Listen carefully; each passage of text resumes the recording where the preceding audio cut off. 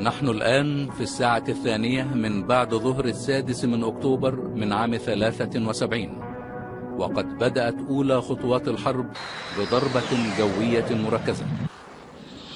وعبرت 220 طائرة مصرية خط قناة السويس لتوجه قذائفها ضد أهداف منتخبة ومؤثرة في عمق العدو، حيث وجهت القوات الجوية المصرية ضرباتها ضد القواعد الجوية الإسرائيلية في سيناء، وضد مواقع صواريخ الدفاع الجوي ومراكز القيادة ومحطات الرادار ومرابط المدفعية بعيدة المدى.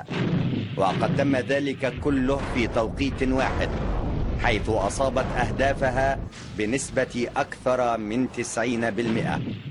وقد خطط لعودة هذه الطائرات بعد تنفيذ مهامها للخروج على الأجناب، حتى تعطي للمدفعية المصرية الفرصة لتصب نيرانها على العدو في العمق القريب، وبذلك تكون أهداف العدو بالكامل تحت تأثير النيران المصرية.